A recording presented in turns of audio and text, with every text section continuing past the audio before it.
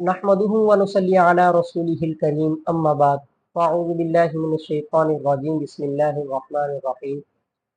हज़रत आयशा रज़ी अल्लाहु अन्हा फरमाती हैं कि हज़रत अबू बकर सिद्दीक़ रज़ी अल्लाहु अन्हु और हुज़ूर अक़दस सल्लल्लाहु अलैहि वसल्लम ये ज़माना जाहिलियत के आपस में दोस्त थे। तो एक दफ़ा हज़रत अबू बकर सिद्दीक़ रज़ी अल्लाहु अन्हु हुज़ूर अक़दस सल्लल्लाहु अलैहि वसल्लम से मुलाकात के लिए घर से निकले।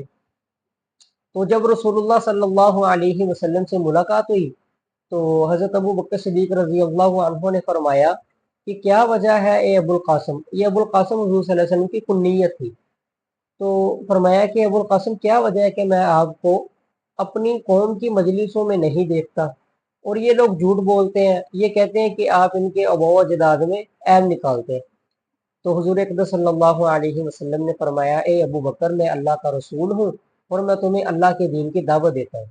तो जब रसूलुल्लाह सल्लल्लाहु अलैहि वसल्लम ने अपनी बात को मुकम्मल फरमाया तो हज़रत अबू बकर सिद्दीक़ रज़ी अल्लाहु अन्हु फ़ौरन ईमान ले आए।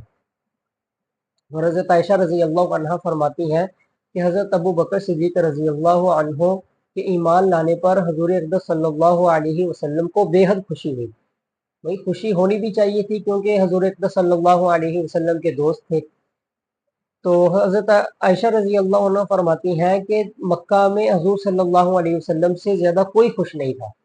और इसी तरह एक रिवायत में आता है कि हज़रत हुज़ूर सल्लल्लाहु अलैहि वसल्लम ने फरमाया कि मैंने जिसको भी दावत दी तो उसने पहले सोचा, तरद्दुद में पड़ा, उसने सवाल और जवाब किया, फिर वो इस्लाम कबूल किया। लेकिन हज़रत अबू बकर सिद्दीक़ वो हैं कि जब जैसे ही मैंने इनको इस्लाम की दावत दी तो फ़ौरन इन्होंने इस्लाम की दावत को कबूल कर लिया और मुसलमान हो गए।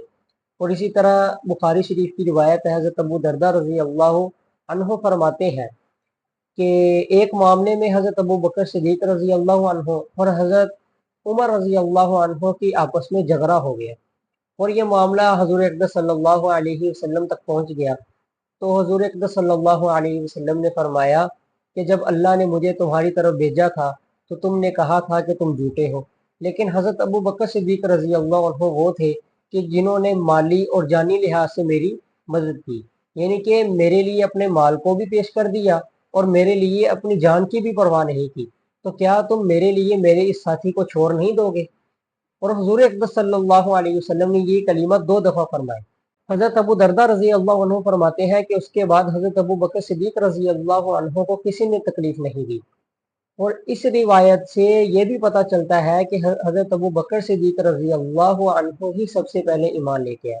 अल्लाह ताला हमें सहाबा कराम और अहले बैत से मोहब्बत करने की तौफ़ीक़ अता फ़रमाए। वमा अलैना इल्लल बलाग।